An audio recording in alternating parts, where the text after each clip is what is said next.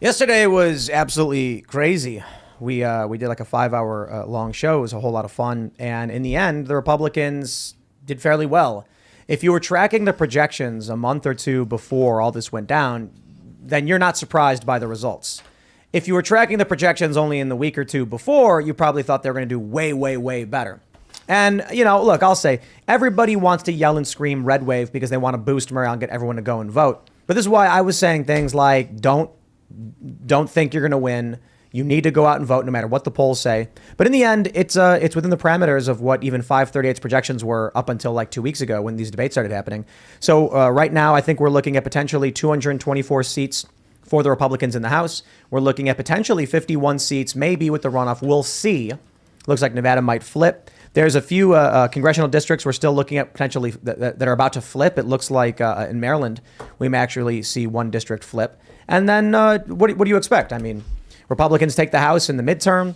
They can launch investigations. They were never going to pass laws. We'll see. But Joe Biden gave a speech. Joe Biden came out and said, I will do nothing. I will change nothing. Everything that's going as bad as it is will continue. Thanks mostly because, well, not a lot could have changed, but because Democratic voters, they wanted it. In places like New York, California, this is the thing that they want. I mean, I can't blame them. They live there. They want it. By all means, you can have it. So we'll talk about that and so much more. We have a lot of election stuff to go through. DeSantis with his double-digit lead, winning in Florida. Now people are suggesting that he's the front runner for 2024 and for the whole presidency, in fact. And this story that I just love, Democrats voted in a dead guy because they went in and they voted Democrat and the guy was dead. And I feel bad, my condolences to his family or anything, but they voted for a dead guy. So we'll talk about that. Before we get started, head over to timcast.com. Become a member to support our work. We're going to have a members only show coming up for all of our members at about 11 p.m., which I can only imagine will be fun and spicy. So go to timcast.com, click the join us button, and you'll be directly supporting our journalists, and you'll get that members only show. And you can follow the show at Timcast IRL. You can follow me at Timcast. And don't forget to check out our new song over at losingmymind.com. We are currently now number 28 trending for music. We beat Shakira, I think, thanks in part to you guys who are listening to our music.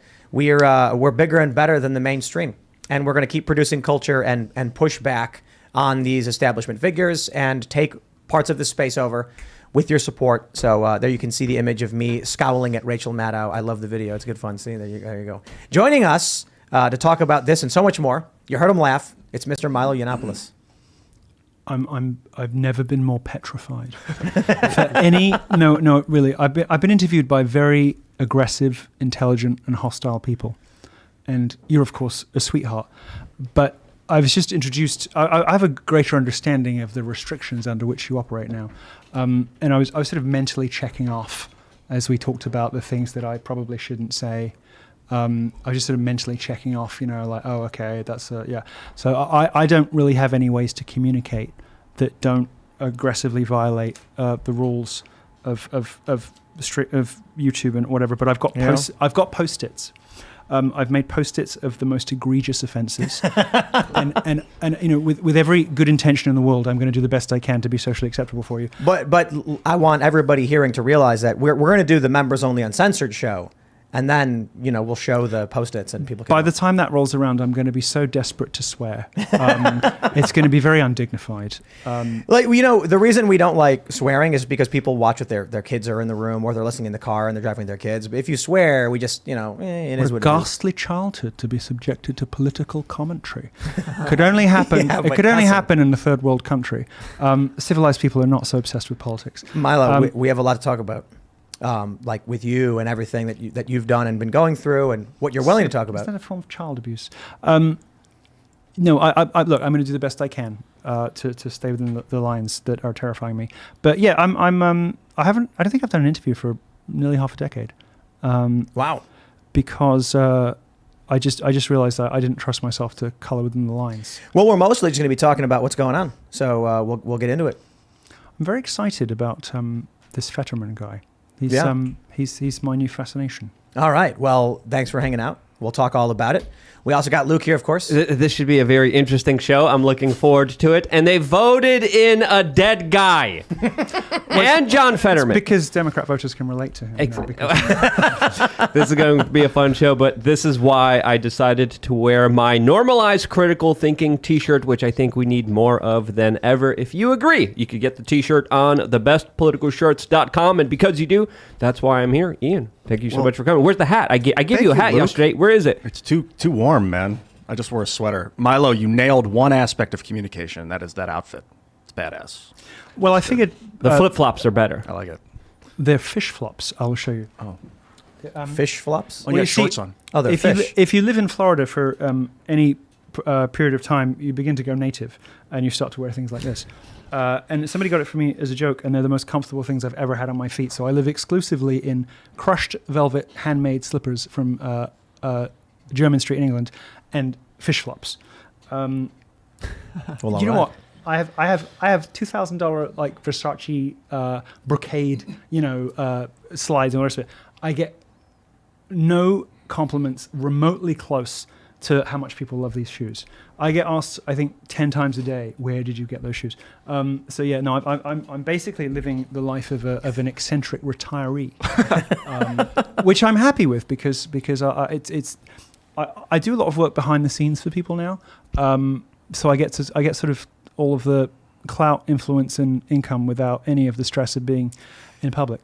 It's great. The wild ride you went Because your through life seems terrible. from I couldn't do it. from 2016 I have a better to 2018. understanding now I have a better understanding now of the limitations within which you have to operate. And I have to say I wouldn't be capable of doing it. We should we should have that conversation for the Uncensored show and just talk about how the whole system I should is probably functioning. just talk then. Listen now, talk then. Listen now. I play that game well, sometimes. you'll have stuff to say, so we'll get into it. We also got Serge pressing all the buttons. Hey, what's up, guys? So Well, all right. I wasn't trying to give you a hard time. I'll be difficult. I don't really know how to talk to normal people anymore because I've just been a regular human for 5 years. So I don't know how to do the coloring between the lines thing. Yeah, it's an art form, man. It's a weird time to be alive with social media subjugation, in a sense. I don't think it's ever happened in the history of humanity before. Like Ian wants to explain how to make chlorine gas or whatever. Hey, you. But does it have an extraordinarily depressing effect on you? It must be demoralizing. It does. Last night, I wanted to say so much. It's emasculating, isn't it? Yeah. It's like part of you has been chopped off. It's like my soul is muted. It's really disturbing, and I want to change it. Well, you're a sweetheart, so it's probably not so difficult for you. But those of us who are compelled to break the rules with every breath we take, I think there used to be a place for us, California. Yes. I think we can have a much greater conversation on this for the Uncensored show, but I'll just add, I view it like running through a battlefield where mines have been placed and we're trying to make it to the other side to win this conflict. So also, when you're trying to understanding change a system structure, it's good to go right next door to the system and behave the way you want that system to become, and then it will bleed over into the new system. Let's say that. Let's talk. We'll agree to disagree on strategy. We'll talk about that for the members on the Uncensored, where we can go really off. But let's jump into this first story, ladies and gentlemen. Last night, Republicans won, and then I wake up in the morning and all the conservatives are angry. They're saying that this was an unlosable election and we did so poorly. And I'm seeing all these leftist personalities cheering and screaming like, oh, no red wave. And I'm just like, I don't understand. The Republicans won. Like, they won. They won. And there's likely more winning coming. I get it. Republicans wanted a bloodbath. But instead, they got a victory. So now, this is great. Biden says he won't change anything after a successful night for Dems. Does intend to run in 2024, and it will be fun watching Don v. Ron taunts press. Okay, he's not going to change anything. That's not the message that people wanted to hear. The message that people want to hear is things are going to get better. But things are bad.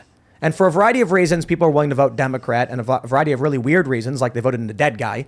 But I don't think people want. I think people used to be engaged in politics because they wanted to get a glimpse of a better world. But that's the washing powder version of politics. I think people are well into bitterness. I think people want to see the bad guys bleed. I think that people want to see the bloodbath that you're talking about right. comes not from a desire to reimagine the world in a better way, because I think people are losing hope in that. I think people want to see their antagonists suffer. I agree. I agree. And the reason for the Republican frustration is that they were expecting a rare moment of catharsis, which is not granted often to people with right-of-centre politics, a moment in which they could reassure themselves that sometimes justice is done, that the universe is capable of delivering a true justice where it is warranted. And they were robbed of that. So what was stolen from them was not some kind of washing powder commercial glimpse of a better future. What was stolen from them was revenge. Yeah. Because these people don't feel like they've been out of power, and that's a shame. They feel like they articulate their feelings now in very religious terms, and they talk about their enemies in terms of demons, devils, and Satan, and the way in which they express themselves, and I think the sunk emotional cost that they had attached to the midterms as a moment when they could reassure themselves that maybe there was, maybe there was still some glimmer of. But they won.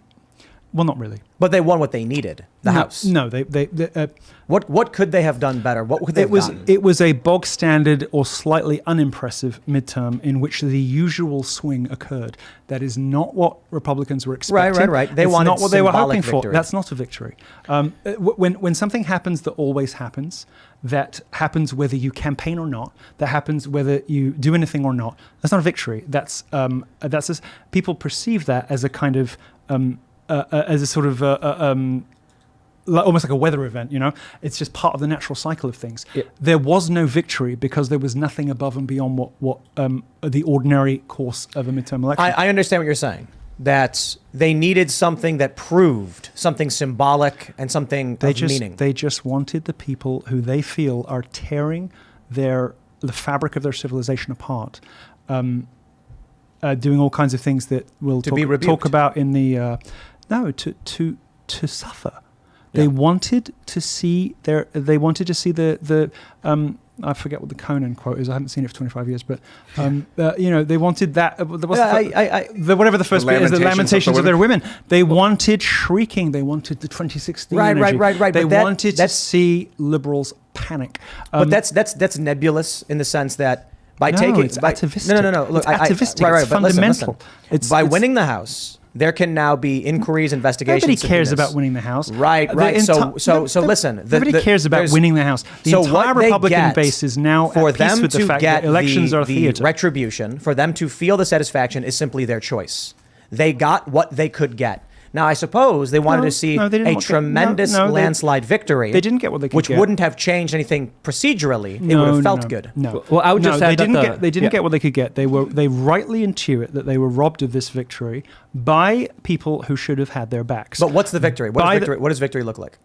They wanted to see their enemies humiliated. Right. And they didn't. And the only reason they're not being humiliated is because Republicans are acting like they lost. No. What happened in this election was not only were the leaders in the Republican Party removing spending from some of the most inspirational and popular candidates, which itself is a form of demoralization, and sabotaging some of the candidates that had the most promise for upsets, those little things that give you a burst of joy, in an otherwise, it would have been nice if he'd won, but what they correctly intuited is that this was another example of the powers that be in the Republican Party leaving money on the table, actively sabotaging the candidates that the base likes most because they hate them. And they are right about that. That's what happened. The powers that be in the Republican Party sabotaged some of the candidates that were the most popular with the base, and changed the result of some of those elections through removing millions of dollars in spending. So the Republicans are acting out not because they're babies who are choosing to be losers. They're acting out because they were wronged and they know it. Sure. But I don't think that explains Ben Shapiro, for instance. Nothing explains Ben Shapiro. Well, look, you look at the Daily Wire guys, and they're upset about the results. they're saying, to a lot. They've never had a moment of contentment in their lives. So perhaps that's it. They weren't going to be satisfied no matter what happened. Well, they won't. All sorts of things. Well, just really quickly, I really wanted to butt in and make a point I'll put it like here. this: they won't be happy until a quite different flag is flying over the White House. Yeah, but the midterm elections are usually a referendum on the president's term. I think there's a reason why Biden is coming These out right results now don't and saying, reflect how people feel I'm going about to Biden. I'm going to keep doing what I usually do. But they historically politically are. And if we look at previous midterms, like in 2010 and 2014, the Republicans overwhelmingly won by huge numbers. They didn't do that this time. The Senate, again, is still undecided. And these results don't match how people feel about Biden. They don't. Now, there are candidates that are weird special cases, like Fetterman, who has inspired sympathy. And he's just, I can't help but sort of like the guy. It just brings out, kind of a warm feeling. I just kind of want to see him succeed because I see him struggling. And I see a Fetterman-Biden ticket. Normal response to seeing somebody struggling is to want to help them. Like I watched that debate and I wanted to vote for the guy. What people are seeing is results that are out of step with how they know people feel about this presidency. And the reason those results are out of step is the Republican leadership. Do you think who didn't just sit by and say, let's just let what happens happen. They actively sabotaged the chances of some of the most populist, nationalist, Trump-adjacent characters. It is, voters are a little bit better informed and a little bit more intelligent, I think, than the Washington people give them credit for. They have correctly intuited betrayal. They are not upset because the results were, they didn't get enough seats. They are justly incensed and indignant because they know that they have been betrayed by the people they pay to have their backs. Do you think that the Republican Party should split in half or split apart? I think the country should split in half. I'm very much in favor of a national divorce. The Republican Party is an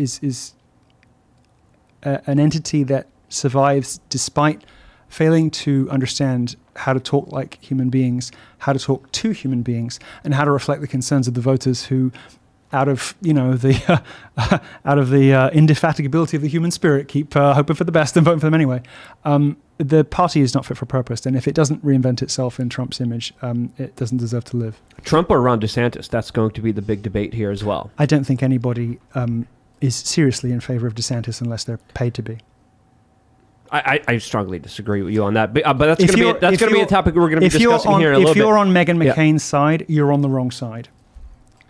I don't think I'm on Meghan McCain's side at all. But more importantly here, there is something to say about this performance in the face of economic inflation, lockdowns, crime waves, which seems like it wasn't really affecting the election results. There's also the fact that a lot of Trump-endorsed candidates didn't win. Trump's attacking some of them right now, and the ones that he did, Trumpian candidates, and then the ones he attacked won. There are some examples of that. The problem here, I felt a bit icky seeing Trump whine about the consultants. It didn't seem like a kind of alpha dog daddy thing that we're used to from Trump. Seemed a little bit pathetic. And my hope is that he will announce soon and get his mojo back, because at the same time as he's taking these very light touch, teasing pot shots at DeSantis, who has zero chance of succeeding. Look, DeSantis is almost as popular as Trump in some bits of Florida, but don't ask them to choose, because he is gone the second they have to choose between him and Trump. Don't get it twisted, okay? He has no chance. It is not happening. But you think even in Miami and Tampa, Trump wasn't able to flip those districts? You're out of your mind if you think that somebody with the charisma of a potted cactus can go up against Donald Trump and not end as just another casualty on the list. You're out of your mind. And looking at the rogues gallery of people who are being paid to support DeSantis, I think unless you can provide a compelling case, which to date I have not heard, you are being charmingly naive in falling in line with the worst people. I can give a very compelling case. People for it. in this country the worst people in this country who want more than anything for the will of the people to be subverted. They want to suffocate Trump and all he stands for, and he is, of course, merely a proxy. He's a shorthand for a variety of things that they hate about Americans. They hate the gaucheness of the South. They hate everything about the South. They hate Appalachia, with its lack of sophistication. They despise and are contemptuous of the people who love Trump, and they are the architects of their misery. I mean, there's a reason that these places that vote for Trump have drug problems. It's because the coastal elites systematically killed these towns by taking all the manufacturing abroad to weaken the economic clout of places of Republican places. Now, okay, these places were deliberately and systematically sabotaged, and the result of that is like human misery on a scale that nobody really truly comprehends. There's now no reason for many of these towns in the South to exist, and they stagger on with no factories, with no jobs, with no hope, and people lose themselves in godlessness and in drugs and in all manner of self-destructive behaviors. That was done to them. That was the thing that was done to them. Okay, and Trump is a neat shorthand for the kinds of people that coastal elites consider to be beneath them. And the DeSantis project is about ensuring that Trump was a temporary, unfortunate blip, never to be repeated, because they think they have the right to determine that. They think they have the right to dictate that. I don't think that's going to pan out for them. I think they're going to continue to be humiliated, just as they have been every time they've tried this since. Let me ask you a question. I would love to hear your case for DeSantis because absolutely. But my first question would just be: if we took Trump and DeSantis, and we made a Venn diagram of everything they agreed on, what are the differences that you see that DeSantis doesn't have? That what is that X factor that Trump does have that you're talking about? Well, you just said it. Trump is the X factor. Trump is a once in a generation charismatic authority that cannot be replicated. It cannot be imitated. As somebody who has a little slice of that kind of charisma myself, and has experienced a retinue of desperate clingers and imitators in my life, I can tell you it never pans out trying to, just snatch the bits that you can stomach from the guy everybody loves, and otherwise keep serving your special interests. Trump is a look. Whether you believe in God or not, you could express this in terms of ordainment if you wanted to, or you could just say that some people are born with a magical kind of personality that captivates people in a way that nobody else can imitate. In terms of what people are getting from DeSantis, on the other hand, has no identifiable personality at all. Well, sure. But what symbol, policy, feeling do people get from Trump? What victory? You're making the mistake that all politically minded people make, which is assuming that people vote on the basis of policy. I said feeling. DeSantis has scored some victories in Florida. He's been an excellent governor in Florida, and that's where he should stay, because he's been a very successful and excellent governor in Florida. But as I said, people like him in some bits of Florida almost as much as they like Trump. But ask them to choose, and he's out. I'm trying to figure now, out on the gain people get from Trump they don't get from DeSantis, and that can be emotional. It's precisely that magical intangible that you try to articulate and stumble, and then when you go to a rally, you're like, that's what I was talking about. Kymatics, man. It's vibration. It actually alters DNA. I don't know about that, but sound can change the way people's body structure. That sounds like nonsense, but it's real. It's amazing. That's why music can heal people and stuff. No, so the people's voices definitely not. But there are people who are born with that gift, and they typically find some way in which to express it. Yeah. Some of them become singers, some of them become actors. And saying Trump exudes rarely charisma doesn't quantify what's happening for us in a way that So for me, Of course right? it does. Well, no, right. Mesmerizing. I get that. But what do so a lot of people are motivated. He's an intoxicant that blots out the sun. There What- is what no does an conventional intelligent- political candidate who has a chance. What does an intelligent individual or working class person gain from that? A good feeling? I don't know what kind of logical fallacy that is. What does an intelligent person gain? Why can't, Well, because you're saying the average person doesn't care about policy. I can't speak for intelligent people, but So if no one actually cares about what their politicians are doing for them, then why should I care about Trump over DeSantis? Trump is what happened in 2016 was the last time that half this country felt good about themselves and like there might be hope. You cannot fight that. Hope for what? Trump.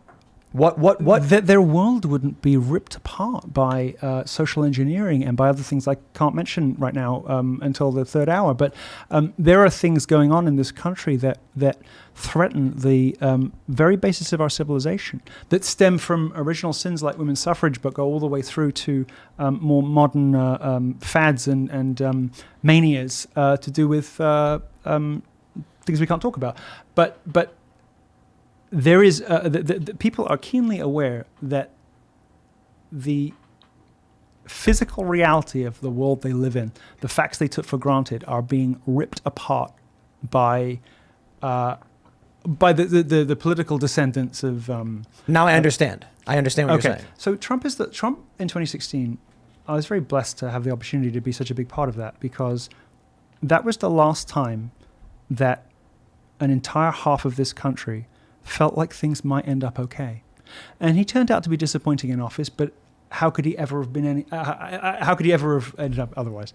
Not appointed really horrible people around him, like John Bolton and Dr. Fauci, and put him in positions of power. That's one of. But one thing I want to bring up. Trump has a weakness for his family. I want to ask you. He finds it very difficult to say no to to his family, I think. But that's the answer to your question.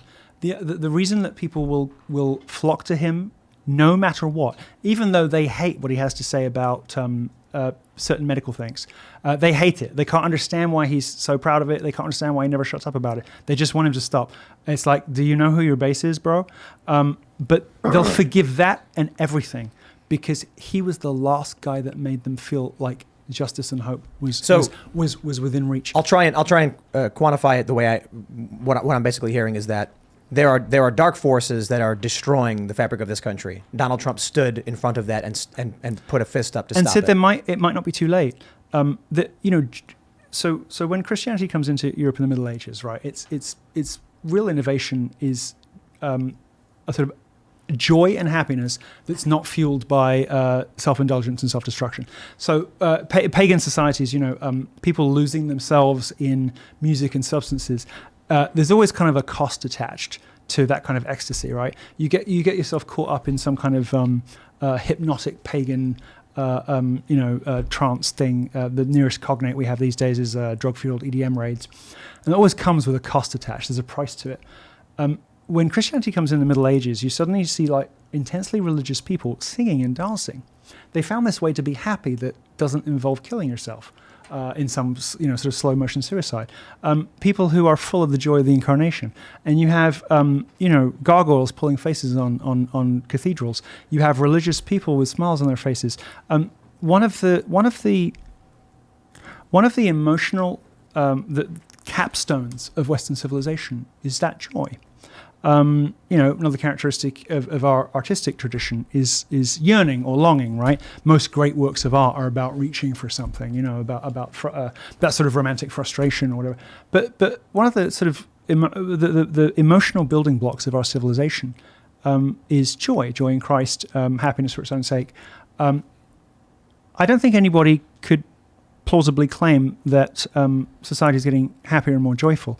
What we've seen with runaway school marmishness and restrictions and regulations, the kind of intolerable and oppressive conditions under which some people, valiantly continue to labor, is a gradual suffocating of a joy. There's nothing recognizable as comedy on television anymore. Well, just really quick, I'll be quick. Sorry. That gradual erosion of happiness People feel that.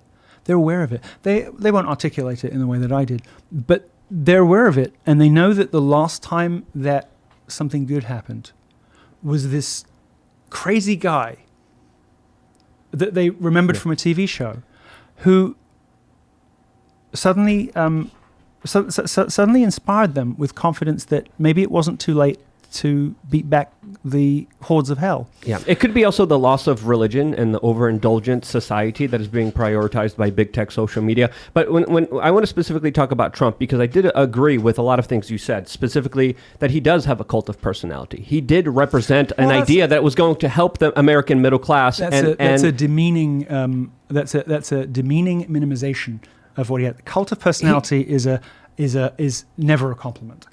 Cult of personality means that somebody has managed to baffle and bamboozle their followers into doing destructive things. Cult of personality is like maybe taking a product that they shouldn't be taking, that hasn't been proven, that has been rushed to prove with Operation Warp Speed. But I just want to specifically get to the point of what happened today, because Trump's messaging doesn't look strong today. He came out and he talked about how he got more votes in Florida during his election. He talked about how one of his endorsements was wrong, and he openly threatened Ron DeSantis on Fox News, saying specifically that DeSantis is going to hurt himself badly if he runs, and that he has some kind of dirt on him that his wife doesn't even know, that he's going to release to the general public. This doesn't seem like a unifier or someone who's going to bring the party together and help the party overall. It seems like he's looking out for himself. Let me add one Even point. Picasso had a blue period. I mean, Trump is permitted a wobble given what he's been subjected to. He spent the past year just nonstop talking about the past. And when people want to hear I agree, and I think it's a mistake. Yeah. And I think that he currently sounds pathetic, and I think that he needs to fix it real quick. But let me tell you, the moment that guy that gets his mojo back, there isn't anybody else on the field. And you best believe that will happen. That's a video we should make. Seamus. Trump got his mojo back. You best believe that will happen shortly after he announces, when he has kind of, I think, emotionally reinvested in the fight. But this is a guy who... Art of war. Make your enemies think you're weak when you're strong, right? Is that what it is? I don't know if Trump thinks in those terms. I don't know if he's... I'm only half kidding. I don't know if he's read a book, but I don't know if he's read his own. But he doesn't need to, because he has that gift that a couple of people per generation have, which is when they're in a good spot and they're firing all cylinders, they just have an atavistic, reflexive, natural understanding of their people, and he's an interesting anomaly, because typically you see this in Europe, where there are more explicitly established class systems, right? So class operates in America, but everybody pretends it doesn't exist, which is why you don't really understand half of what's happening. But there's a weird affinity between the aristocracy and the working classes in European countries that retain some vestige of aristocratic systems. And it's something to do with the fact they live in the same places. They both live, rurally in the countryside. They have some of the same hobbies. They are involved in the same kinds of bits of the economy. But they also have a similar outlook on the world. They tend to be conservationists rather than environmentalists, if that makes sense. They have a kind of understanding that the anxious middle classes, the doctors, teachers, and lawyers who live in big cities, can't understand. Trump managed to pull that off in a way that I don't know if any American really ever has before. Reagan maybe had a little kind of dollop of it, but not to this extent. Trump, perhaps because of his ludicrousness, his putting his name in gold on the side of his buildings, on his plane, the sort of extravagant and yet at the same time kind of mid-brow, mid-market version of opulence that he was showing people, set him so far apart from ordinary people that he just managed to form this kind of like weird but real bond in a way I've only seen previously in these vestigial class systems, and it's something to do with the fact that when he's listening to his own instincts instead of certain family members and like Ivanka Trump that told him to bomb Syria. Well, her husband is the problem, and Jared Kushner, who represents the establishment and is tied to some really seedy and bad places and people. Well, Steve got fired for the same reason that I'm going to get escorted out of here, is he finds it very difficult not to tell the truth. So when he described Ivanka as dumb as a box of rocks, As soon as I read it, I was like, yeah, Steve said that. Steve Bannon. But this is my fear, Milo. I just want to bring this up really quickly. She's not a diabolical architect of her father's destruction. She's a very easily influenced woman who's very in love with her husband and anxious to maintain some kind of social status independent of her father, which means distinguishing herself from the views of his that are unpopular with New Yorkers. And I absolutely agree with you, but aren't you fearful that the establishment base of the party has been kicked out or prosecuted or is being currently put in jail, while the establishment wing of the Trump administration is still anti-establishment? The anti-establishment is getting thrown in jail, has been kicked out of his administration, and the pro-establishment side is still surrounding him. I don't think that whatever petty humiliations visited upon those brave enough to raise their head above the parapet, I don't think those ultimately inconsequential humiliations have much of an effect at all. Like Ivanka's but Bannon's not. Yes, but look, Just dog. there are those of us who are called, compelled, whatever. It didn't feel like it doesn't feel like much of a choice to me. It just feels like what I was put here to do, to charge out in front and accept the cost of that and what comes with it. And those sort of spectacles, those moments in culture, those moments in history, they linger for decades. They have an effect vastly more complex and far-reaching than people usually appreciate. And when people watched certain things happening to center-right popular funny guys, it will shape the thinking of Republican voters for decades. The fact that there is for all of the wailing of the left about systemic injustice, which can never really be located or convincingly explained, there is a hideous injustice that has been visited on them and many of the people that they have admired and loved. Yep. That stuff shapes the way that people live and the way they think. It shapes their opinions of new players on the scene. There will always be sacrificial lambs. That doesn't in itself mean anything bad, usually the opposite. Martyrs are remembered for a reason. Yeah, but do you feel let down because you were one of the people that was really behind Donald Trump? So were a lot of other people that were censored, that were punished, that were banned on social media. And a lot of people think that Trump was in a position of power where he could have stood up for his supporters, stood up for all the individuals that were going down, taken down as he was in positions of power.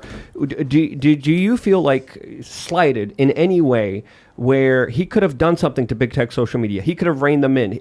And he could have also gone to Parler. He could have also stood up for free speech, but he didn't. I understand why a 70-year-old man might not have comprehended the priority that was. Look, I watched the cancelled summit at the White House, and I noted, like everybody else, that nobody who had actually been cancelled was invited. Yeah. It is a fact of historical record that every year when the new interns came into the White House, they were asked if anybody was a fan of Alex Jones or Milo Yiannopoulos. And if they said yes, they were escorted off the premises. Interns for Trump? For the White House interns. And you guys were the biggest That happened every year that Trump was in office. Now, Trump bears ultimate responsibility for his hiring decisions, but the whole apparatus of the party was deeply committed to a business model that Trump threatened to wreck inside a generation. The gravy train might be over if he succeeded.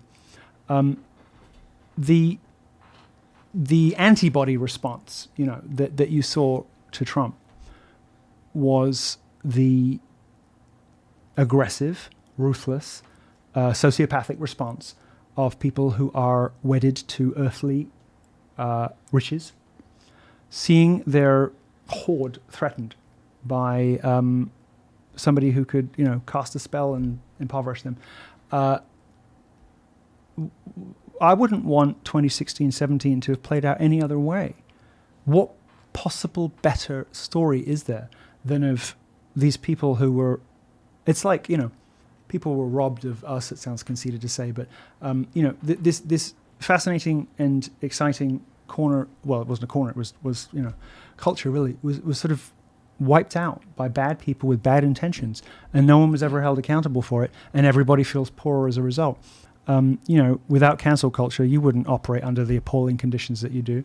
I don't know how you do it every day. I couldn't get up in the morning, and I that's why I don't wish for it to go any differently than it did. I think the lasting impression and the righteous indignation that produced is one of the most powerful motivating energies behind the Republican base. Well, what do you think about Elon Musk buying Twitter and everything that's happened so far? Well, a sensible person would probably say they're cautiously optimistic. The thing I've been following most closely is his. So somebody sent me a Telegram channel that just kind of catalogs all of his activity on Twitter, and I don't so much look at what he tweets because that's obviously through the lens of public management, whatever. What's more telling, and where I think everybody kind of gives themselves away, is in those casual likes that happen at 2 PM or 2 a.m, and the way he brutally handled Kathy Griffin. What I look for when I'm trying to kind of work out what's really going on, I try to think, what's making this guy smile? What is bringing this guy happiness, satisfaction, joy? Because that I find to be a reliable indicator of future behavior. So I'm looking at some of the stuff that Musk likes, and I'm getting a bit more optimistic. And then when he said she was impersonated for she was banned for impersonating a comedian. That's funnier than anything that Kathy Griffin has ever said. It's true. That's funnier than her whole career. Yeah. And this tells me that he takes great personal satisfaction in seeing justice served to those who have been living high on the hog for far too long, abusing and insulting the rest of us while not allowing us to respond in kind. And that tells me that he is powerfully motivated to see justice done publicly. So do you think that Kathy Griffin was a good move or a bad move? It's phenomenal. It's phenomenal because it was. I mean, Elon is the king of vaporware, and that's very frustrating. But at the same time, he has a sense of theater and spectacle, and it was classically intelligent, Elon, because it was just the right demonstration that he meant what he was saying. He put his money where his mouth was. He put one of the most famous comedians in America in the sin bin, and then insulted her. Amazing. And forced her to tweet from her dead mother's Twitter account, which she then tried to play off as like knowingly ghoulish, but she just looked weird. Yeah. I mean, she's now. I mean, she is a damaged figure anyway.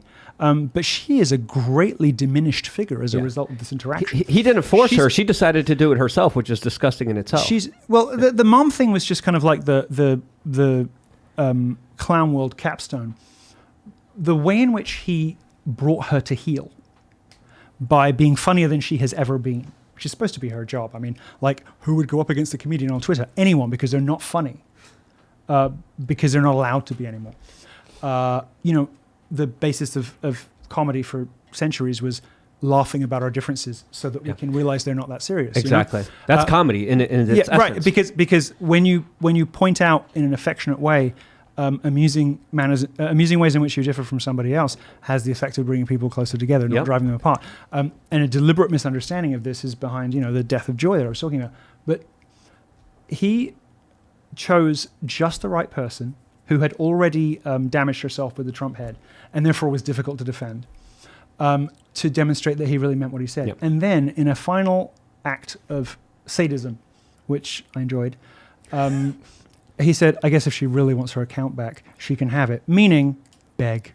He said for $8. For $8, yeah, which is great too. You can say what you want about me. That's going to be $8. Yeah. But he basically said to her, I have humiliated you in front of the world. You can come back, but you got to beg me. Yeah. That's what. And in doing that, he, in a sense, was speaking for all of us in that moment, and we were all kind of like, this is what we've been waiting for, and we got a little glimmer of maybe what we felt in 2016, and but it was more than that. It was putting his money where his mouth was, right? Not that he hadn't done it already, but I mean, I think he borrowed most of the money for the purchase, but and put a lot of debt on the books. But who wouldn't? It was him showing us that he meant it. He actually did mean it, and it was a stand by and stand back or whatever it is. It was a just hold on. I'm going to deal with this. You made a very important point about comedy healing society, and I think one reason why society is so ravaged is because comedy has been pretty much been made illegal. I remember your Patrick Ewing comment. We don't have to get into the specifics of it, but I remember it just being hilarious. But specifically, if you were given the chance one more time to go back on Twitter, would you take it? And how would you post differently? How would you be different, or would you be the same? Everybody I know has had a very different trajectory after cancellation to me. I'm sorry, people are going to know who I'm talking about, and some of them are friends and some of them used to be friends, but I've just seen people become just destroyed. I've seen people wreck themselves through this hysterical kind of manufactured grief about a Twitter account. It was never that serious. It was never that important to me. It was just one medium through which I enjoyed amusing people. But for some people, it was kind of all they had. And many of those people have been wrecked by this. They're not the same people they were in 2015. And I saw some of my friends, people I'd previously admired, doing this kind of, pathetic clamoring for some glimmer of former relevance, doing anything at all costs to stay in the headlines occasionally. And I frankly, I felt that it was squalid and decrepit and beneath me, and was absolutely not interested in lowering myself to that. I think I've emerged from it the most psychologically intact, because everybody I know was driven crazy by it. That in ancient Rome, when an emperor was especially bad, they would do something that was later called damnatio memoriae. So when the emperor died, they would chip his name off buildings and smash his busts, with the goal of erasing him from history. The idea was that nobody would be able to tell in future, because in Europe, in Western civilization, we used to think in terms of civilization, of legacy. Legacy. Yeah. When the patriarchy was intact, we thought more about that kind of thing. Yeah. And so the Romans were very concerned about how they would be viewed in future. So when somebody was especially cruel or wicked or crazy, they went to great lengths to erase them from history. There's something oddly more sadistic and wretched is happening now, because people are alive to see their own erasure, and that's new in history. There's no real close equivalent to that. They used to have banishment. Well, yeah, sure, but you can go and you can make a new life, but to be forcibly installed on the sidelines, watching as your name and your work and your reputation is destroyed and dismantled and urinated on. That's something that not even the most sadistic and insane Roman emperors suffered. And I can understand why a lot of people find it traumatic. Perhaps I had a bit more of a healthy attitude to all that in the first place, so I didn't kind of feel a existential loss of it's a Twitter account. I still have my house, still have my health. It didn't make me wake up in a cold sweat thinking I've lost everything, as it did to some other people, because I think I maybe had a bit of a better appreciation of what it represented and what it didn't. But I understand why they're traumatized. It's been very upsetting. I personally would do nothing different at all. Will you come back on the platform? Sorry, that was your question. I don't know. I feel like, I kind of sort of define that era, and me coming back is going to be there's only all roads lead to some kind of disappointing tribute act to past glories, and I don't really believe in kind of trying to resurrect past successes. I'm happy that they happened and all the rest of it, but I'm not somebody that can live that way. So if I do, it will probably be in a very different format and a very different style. It's a battlefield that I comprehensively conquered, and I don't feel the need to revisit it because I beat it. I beat it so much that, they had to institute, the regime that followed. They had hashtag, I can't say the word. They had to make rules because of you. They did. I mean, it set the trajectory for the failure of the company, and that's something I regard with, nostalgia and satisfaction. And revisiting it would be to fall prey to a sort of debilitating temptation to live in the past. I found. Let me rob yourself of the ability to act in the present. Milo, I want to ask you this question because you talked about legacy and the Roman emperors. I'm wondering if you think the loss of that in modern civilization, that many people no longer care about their legacy and their history, is a defining factor in why things are the way they are, falling, becoming darker. Yes, it's a product of women's suffrage. The kinds of people who were plausible candidates for office changed when the voting base broadened. And I don't think it's controversial to say that the sexes are different and have different priorities and different preoccupations and different ways of approaching the question, who do I want, right? I am of the view that women's suffrage changed politics for the worse because I think it opened the floodgates to opportunistic, charming sociopaths who might previously have been weeded out or considered not the right kind of person. Sometimes you see glimpses of this if you watch Mary Poppins, right? And the dad, who's kind of like vilified, Mr. Banks, is the only virtuous character in the whole thing. And he's talking about how discipline, order, and that essential English virtue, restraint, are the basis of a well-function of a orderly civilization. And those are the virtues, the values, the habits that we should aspire to. And all around him, he's got this pampered, prideful mess of a wife who can't be bothered to be a mother and is churning through nannies instead because she's got her whatever. There's this witch who descends from the sky and gives the kids psychedelic drugs, I guess. Yeah, we got to remake this movie, by the way. And tells them, no, it's already there. They already did it. She kind of wears the thin veneer of rules and manners, but really she preaches chaos. And she undermines. There's stuff in that movie that is on purpose. Like in Feed the Birds, she has the audacity to claim knowledge of what the saints think about airborne rodents pooping on cathedrals, damaging the architecture. It's a very subversive movie about the triumph of witchcraft over virtue. But is that what it is? Mary Poppins? Oh, it's hideous. It's fascinating. It's very dark. It's very dark. You have this. We have to do like a thing where we watch it and you do like a director's commentary kind of thing where you explain all this stuff. There's a show in Britain, I think, called Gogglebox where the show is two people on a couch talking about the show they're watching, and it sounds like unendurable, but it's really good. Bobblebox? Gogglebox. I think I've never seen it, but everybody loves it. No, I mean, there's so much in that movie, to unpack the way that she presents as an appropriate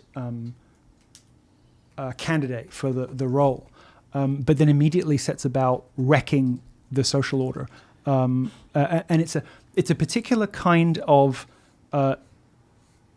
Christian restraint that Mr. Banks is explaining. He's saying that we can't just give in to every reckless and wild abandoned temptation.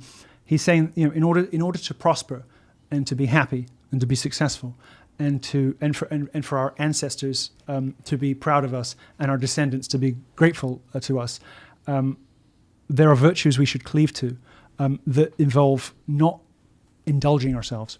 And what does Mary Poppins come and do? She comes and makes a mockery of the business of tidying the room by using witchcraft, so there's no effort expended, violating the natural order of things and teaching the kids that they can do their chores without the effort required, and therefore they don't learn lessons from it. She takes them on this psychedelic journey, teaching them nonsense words. She praises. I mean, you won't know this as Americans, but you don't feed pigeons in London. They're rats with wings. That's what we call them. You know, this lullaby to send people to sleep is about encouraging a vermin that has destroyed the architecture of London. You know, everything in that movie is about undermining or overturning the natural order of things. And this is what the headless, selfish, prideful mother, wrapped up in her own political escapades, neglecting her duties as a mother, is engaged in. She's engaged in the business. Now, the reason that I abhor women's suffrage is not that it was something women just demanded that they don't deserve or that they're not capable of executing. Actually, it was a manifestation of cowardice from the men, because it was a way of saying, you're on your own, handle yourself, I'm not responsible for your decision making, and therefore I can't be held accountable for what happens afterwards. Women's suffrage was a result of a crisis of confidence in the men, and this was greatly enhanced and concentrated by the 2 world wars that Europe experienced, where men, I think, basically lost the... they felt like they lost the right to rule. They felt like they'd wrecked the world. I mean, it's difficult for us from this distance to appreciate the unfathomable psychopathic horrors of the Third Reich, in whatever manifestation you choose to believe, whichever configuration of historical fact, they're all terrible. How a well-ordered Christian society gets to the point of going along with that is something that ought to haunt all of us. And it haunted everybody. Because people had friends in Germany, and they're like, how could you send your kids to the Hitler Youth? Well, everybody's in the Hitler Youth. It's just like the Scouts. The way that country got swept up in it, it's something dark and dangerous about human nature that we are yet to really understand. It's the obsession with religion as an institution that's really done Christianity dirty, man. To say that it's out there, and if I think those things, then I don't have to live like Jesus was. You got to live like Jesus. That's your job as a Christian. Then you embody the Christ. That's what we need. Well, I'm Catholic, so I can't agree with your heretical opening, but certainly we should look to Christ as an example to live by. But Christ is not an emotionally incontinent person in the Gospels. I don't think he ever laughs. He's quite a serious guy, and says quite outrageous things, things you couldn't say on YouTube, and he is actually quite a profoundly serious figure, despite the great joy he brings into the world by his selflessness, his sacrifice. I feel very interestingly, I just also want to bring up what he lays down for us is what became the great classic English virtue of restraint. It's I'm gonna say no, because I understand that there are consequences that come with short-term pleasure, and this really is the most useful lesson that anybody can teach their children. And Mary Poppins is just an extended undermining of the most valuable lesson that any parent can teach their child. Yeah, and when you look at modern entertainment, you do see a lot of those themes regurgitated and exaggerated, especially with some of the things are just grotesque. Yeah, it's unwatchable because it's not entertainment; it's propaganda. A lot of it is sometimes, if we're lucky, it's subconscious and subliminal, but many times it's overt, in your face. The larger messaging of not just degeneracy, short-term pleasures, but just also destroying not only race relations, sex relations, but destroying kind of humanity from the inside with this psychological mass hypnosis, as I call it. The individual subject matter are all, arguable, and we'll probably agree about all of that. But the real characteristic that it has, the way to understand it, because it's happened before in history, the nature, its character, its nature, is that we're entering a late decadent period of gloating that is common to all illegitimate tyrannies. And the one we have right now is something that Orwell didn't foresee, a weird blend of private enterprise and government, run by the same people who operate both for their exclusive enrichment, and which has impoverished all of us in spiritual ways, in financial ways, in all kinds of ways, culturally, you name it. In every conceivable way, our lives and our society are getting dramatically worse with each day that passes. And my decision personally has been to refuse to play along with that. And I won't operate within those rules, because I think it's I think it's beneath the dignity of a human being to do so. I don't mean that as an insult to you guys, because I admire the discipline that it takes, and I understand the calculus that you've made. Right, we're gonna say less, but to more people. I totally get it. And there's a spectrum on which we all operate. I'm on the opposite end to you guys. So you guys and I have taken a different strategy to the same problem. Both are right and both are needed. We just are on opposite ends of it. But this gloating, the gleefulness with which they revel in their unaccountable and untrammeled power over us is intolerable and unsustainable. And when that happens in history, the empire in question typically falls really quickly, shortly thereafter. And when big empires fall, they don't fall like you think they're going to. They don't kind of ossify. They don't disintegrate. They evaporate. It happened to Rome. It happened to the USSR. And it will happen to America. We're on that time period. The vector for America is probably going to be the petrodollar and the dollar generally.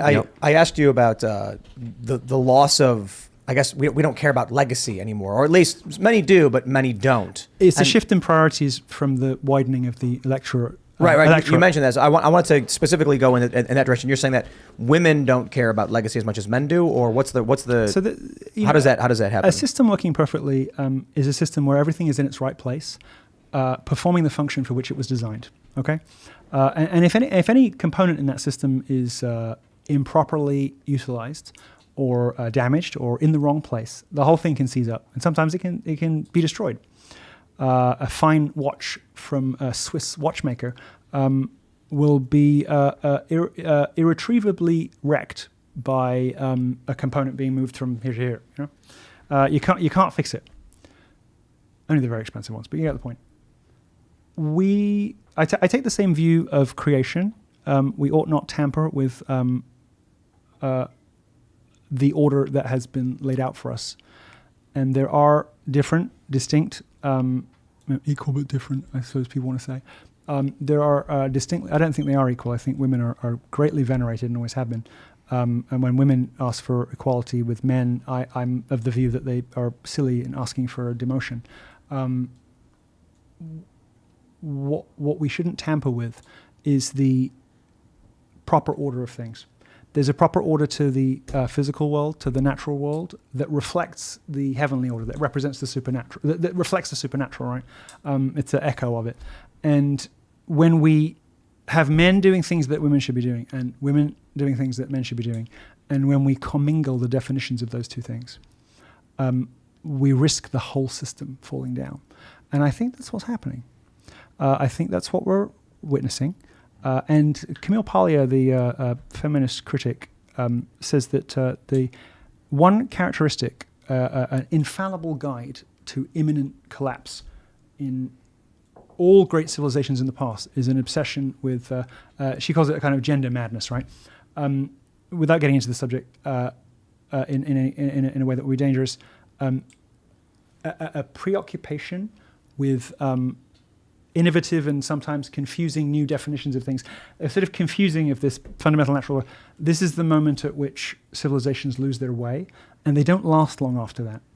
So I think that it is a man's responsibility to protect and to provide. I think that men go out and create all these extraordinary things ultimately to impress women. When men want to impress other men, they take creatine and work out. That's always for other men. Women don't care about physique so much. That's always for men. Something sort of intrinsically homosexual about that. But when men go out and achieve these great feats, building civilizations, constructing cathedrals, all the rest of it, it's because they want access, they want in, and they want to, it's a romantic project, and it's beneath the dignity of wives and mothers who have a far more important purpose on earth to give them, the petty workings of these political experiments that men have come up with to occupy themselves, to distract them with that stuff. And I don't think it's something that women especially love. I mean, women kind of hint this, they send us subtle indications that this might be the case you see very often women kind of adopt the politics of their husbands. It's kind of a phenomenon that is actually more pronounced the more extreme that the husband's politics are. So you have these women who fall in love with like jihadis, and they adopt radical Islam, and then they go husband surfing because their husbands all kind of do suicide bombings. They bounce from husband to husband, but they start off like perfectly normal. Jihad Jane, Jihad Jenny. There's a Samantha Luthwaite. Loads of examples of this. Women who just kind of adopt any politics at all to get the guy right. And this is their way of telling us that they don't really care. It's just like they have other priorities. They want to feel safe. They want to feel secure. They want to feel loved, provided for, protected. And part of doing that is sparing women from the ugly, baffling, and frankly squalid world of politics, full of opportunists and freaks and inappropriate people. They're all the people who want power, right? The people in politics. And so we suffer them. But you think women shouldn't be in politics? I think that in America, because American men are so utterly pathetic, all talk and no action, that I find American women much more impressive than American men. And there are lots of examples of women having to step up where men have left vacuums. I think Marjorie Taylor Greene is an example of that. She will readily tell you that in a perfect world, she wouldn't have to be doing this, but she felt that it was necessary and that she was the right person at the right time, Where in the are right men? place. Because no man is doing it for her. So I see her as a kind of a sort of a Boudica, Joan of Arc kind of warrior queen archetype. She's doing the thing that no man will step up and do. And every couple of 100 years, men need a reminder like that they're reneging on their responsibilities. I don't think it's the proper arena of women to concern themselves with the intricacies of politics, because they have a higher and holier and much more important purpose to which their skills are better suited. And I think that when in the two world wars and women flooded the workplace out of necessity, and then you have the invention of the washing machine, which frees up this enormous amount of time. Once women had been pleaded with to come and keep the factory line running. Nobody felt they had the right, coming back from war when they wrecked the world, to say, "All right, back in the kitchen, love." So they just sort of accepted the new reality. We can see what's happened as a result. There's been a feminizing of our institutions. Police forces have started to act more like school teachers, where they're kind of scolding people for using the wrong language rather than criminals. There's all kinds of hints that the priorities, that the mission statements, that the modus operandi of our state institutions and now private enterprises too, have changed, and I don't think for the better, as a result of what was missold to women as emancipation and was actually their enslavement. Would you advocate for repealing the 19th Amendment? Absolutely. For those that don't know, it's the women's right to vote. We owe women an enormous apology for the imposition that we placed on them by this grievous ongoing offence, subjecting them to the ugliness of politics when they should be concerned with raising the next generation and perpetuating the dynasty, which is of course the thing that the man is worrying about, and he finds a wife that he believes will be a partner with him in that task. And while he's having these grandiose thoughts and building these extraordinary structures, it's the women that are doing the hard work of raising the next generation. They can't do both.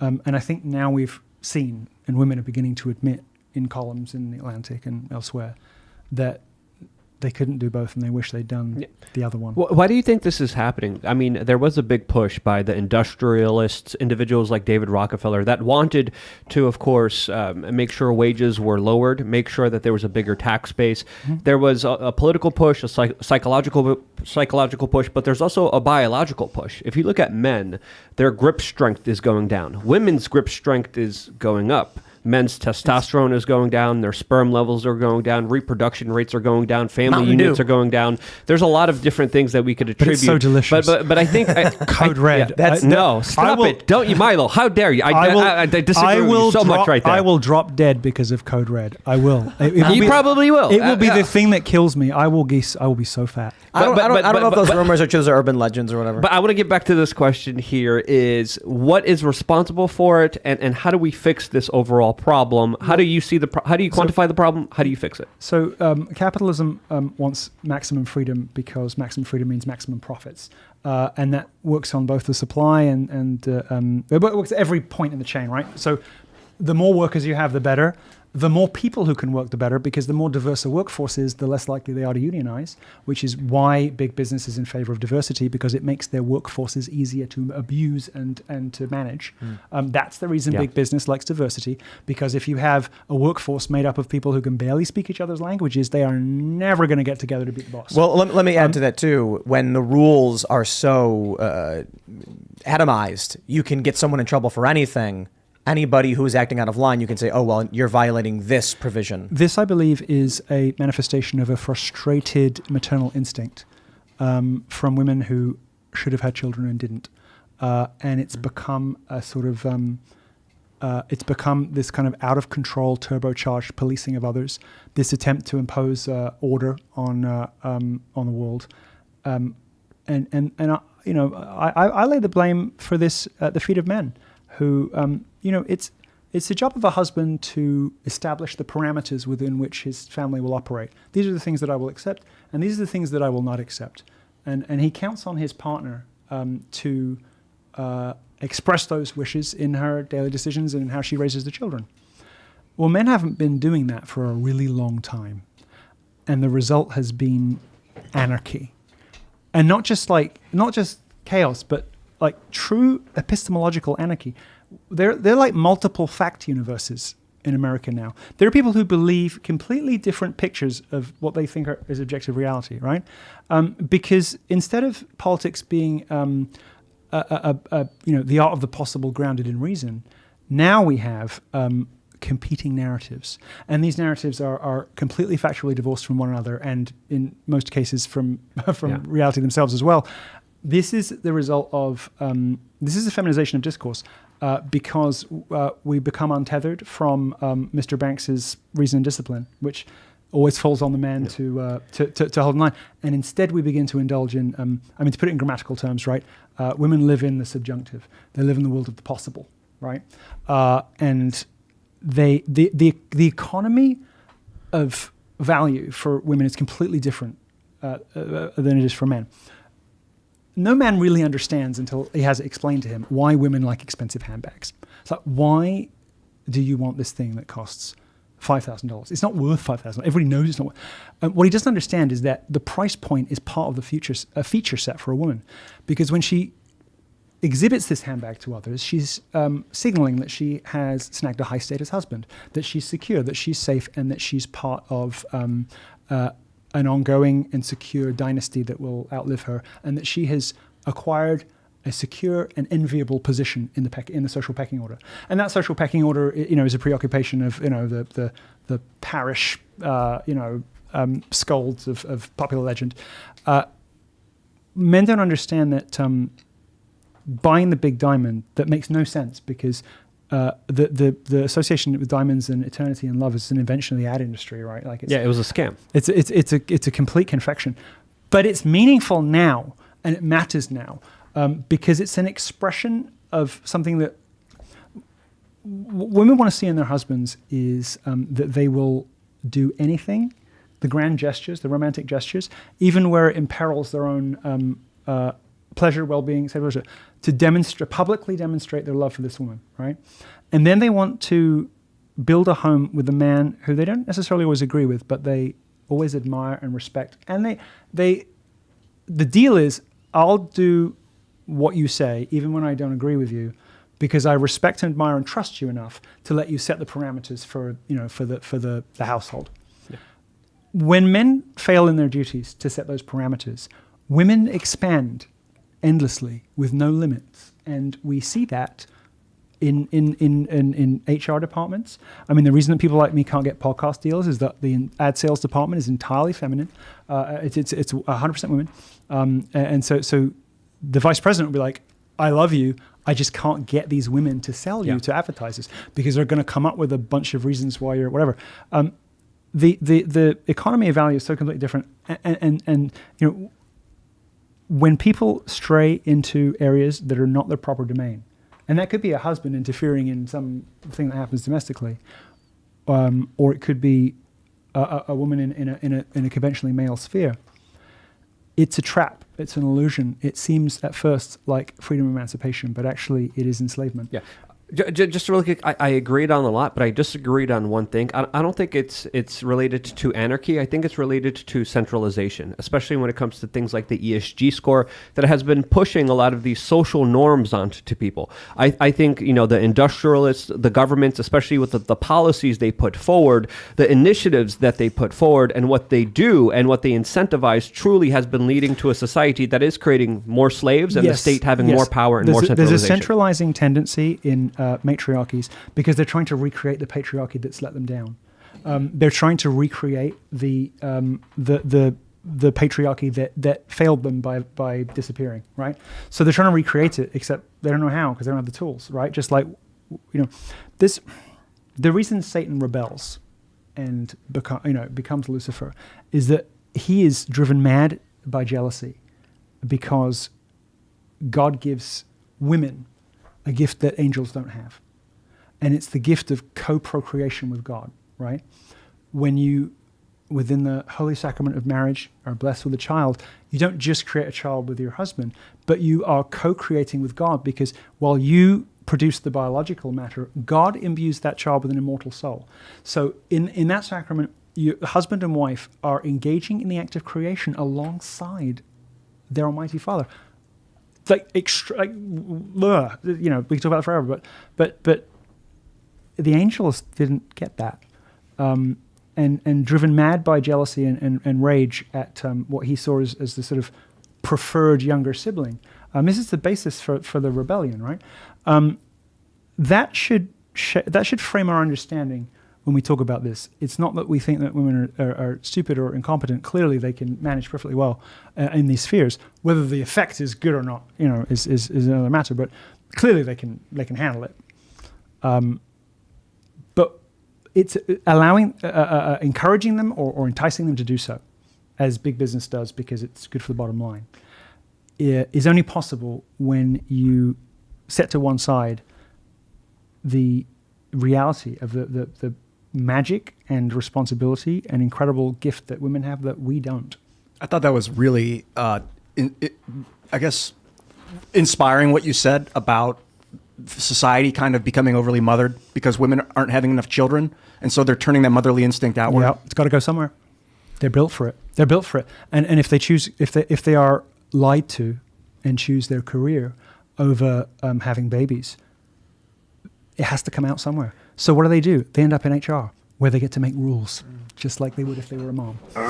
This is funny. We talked about this because there was a story we read, and I mentioned that there are some women, not all, not most, but there are some women we see posting on things like Tinder that they wish they just were able to have families and didn't have to have careers. And the Young Turks took that and turned it into Tim Pool thinks all women, or some like Tim Pool's ridiculous argument about women. It's fascinating that you can't even acknowledge that some women feel that way. There's a counterintuitive but inescapably true fact, which is that the freer women have gotten, the more miserable they have become. Well, how about just one quick point? In Sweden, where women have more equal access, the gender differences are actually more pronounced. Yes, because people are so desperate for them. You can neatly trace the history of women's emancipation, and it tacks directly on to how women report their own increasing misery. And also the antidepressant use, and also big pharma tablets, SSRIs, and antidepressants, which have gone up with that unsatisfaction. 1 in 10 Americans on antidepressants. Half of all Democrat women say they've been to the doctor for mental health problems. Yeah. that's not normal, and it doesn't happen elsewhere in the world. It doesn't happen in other places. Yeah, we medicate their misery. And yes, and this is, well, the pharmaceutical model of mental health is only capable of treating symptoms.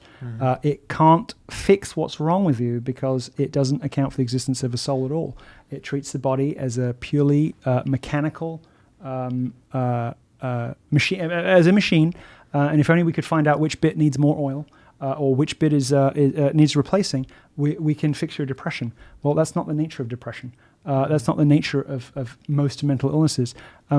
We just recently discovered, finally, that the psychiatric industry admitted that there is no basis for the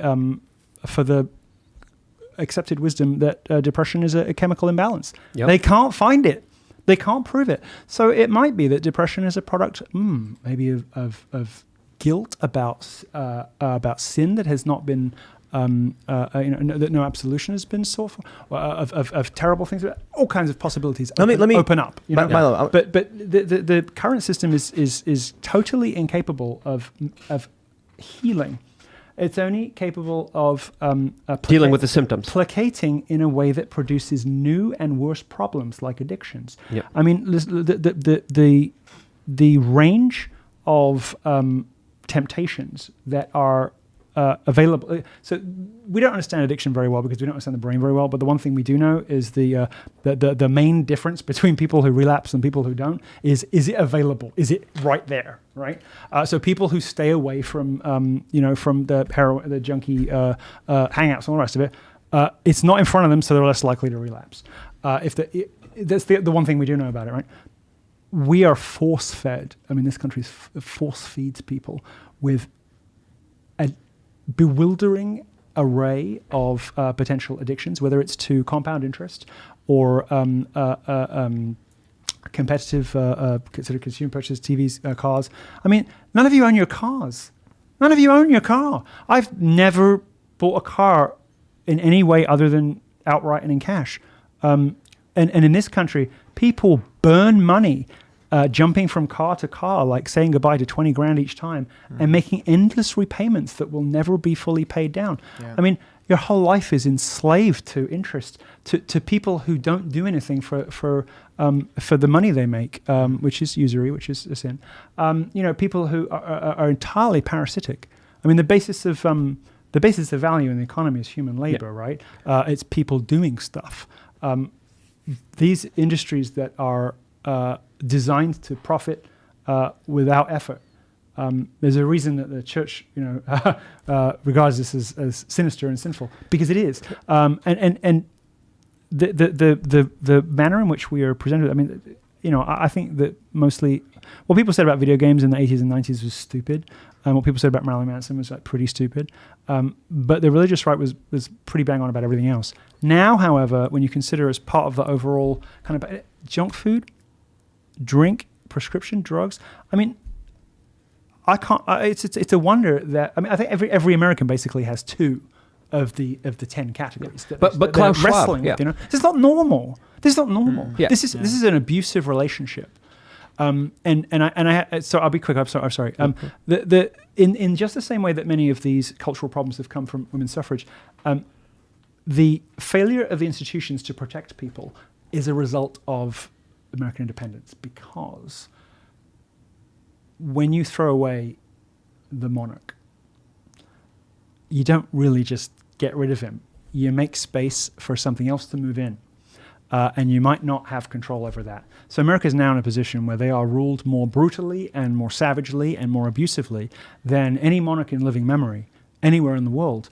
But they don't know the names of the people who are doing it to them. It's central banks, it's and the they Federal have, Reserve, that's for sure. Certainly they're a part of it. But what instead you have is the empty pomp and circumstance of the 4th of July, this rippling flag. Why do you love the flag so much? Because there's room to hide behind it. And the people who are really running the show, whose names none of us will ever learn, are what moved in instead of the king, instead of having king. And people will differ on this very violently. I appreciate that. I'll probably take a minority view on this. But when we think about how the earthly order should reflect the heavenly order, that's the sort of basis of legitimacy of the papacy and a monarchy, right? the way that societies are ordered reflects the heavenly order, and conforms to nature and the way that and our nature, the way that we were designed, the way that we work, and those are the best and happiest systems to live under. They work the best. The removal of the monarch from the top, and then these kind of weird self-sabotaging things like we're just gonna trust that everybody's going to be Christian. So we'll outsource morality to Christianity, and we'll give people these extraordinary freedoms that don't exist anywhere else, that wreck society unless the whole population is Christian, right? You cannot give people the First and Second Amendment unless they're Christian. You just can't, because only with that kind of incredible reverence for the sanctity of life can you trust people with weapons of war, and only with the responsibility that comes with knowing that you have to go to confession for lying can you be trusted with freedom to say anything without consequence. I agree with your statement on second. I think that the founding fathers' perspective on society dictated their view of why everyone should be armed. They trusted each other. They all thought each other had some fear of doing wrong. I just don't think they anticipated that the society would become godless. I think we're talking about the 1700s, right? I mean, you're living in the wake of the King James Bible, which changes everything, because it's people sometimes try to like demean it by saying it's the greatest work of literature in history, which is true, but stop. The way that the America's founding documents are phrased and the way that the founders spoke is heavily influenced to the point of dictated by the language and the style of the King James Bible, which came out in the early 1600s, right? So when this country is founded in the wake of this extraordinary moment, unique in the history of ideas, where one book like changes everything and sort of defines everything that follows it. I don't know. Did they ever imagine? I mean, when they enshrined freedom of religion, they were thinking about just like making sure that Protestant denominations weren't at each other's throats. They weren't intending for Ilhan Omar to come in and say some people did something, and for her to be sitting in Congress, allegedly from a family involved in very ugly things in her home country of Somalia. She couldn't possibly have sought election in this country for virtuous reasons. I can't imagine what they would have been. This is not what was intended, and that's this ugly phrase Christian nationalism that people are so afraid of.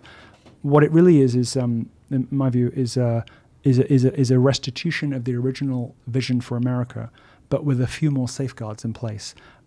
So it's a acknowledgement that this country doesn't work without Christianity. It falls to pieces, and it is falling to pieces thanks to godlessness.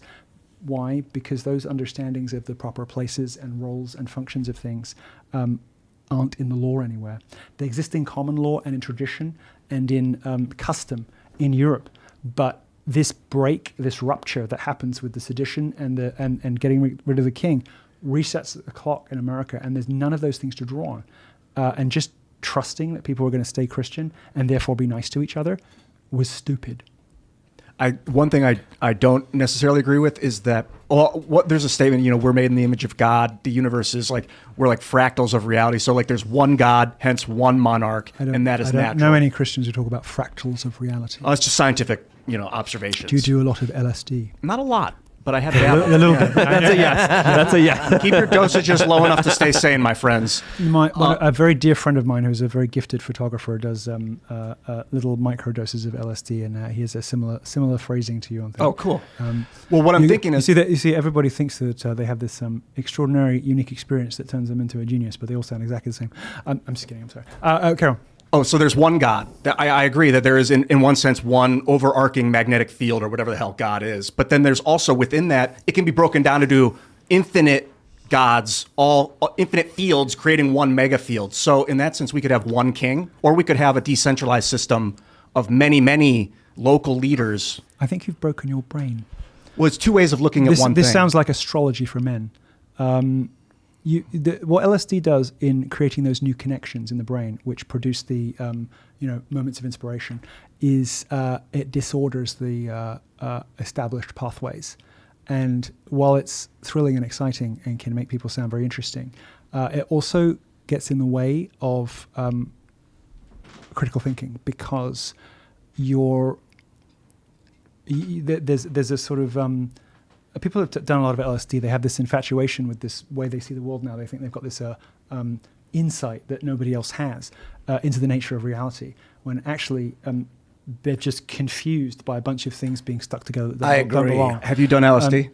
No, mercifully not. You should do it before you talk about it. I don't need to kill someone to know murder's wrong. No. There are things that I'm happy to trust that I shouldn't try, and you know that's another thing about women's suffrage is it's a kind of violation of the innocence of women that men are so attracted to. I mean, the soil that nourishes that protective instinct is the purity and innocence of young women who are unsullied by the ugliness of the world, you know, and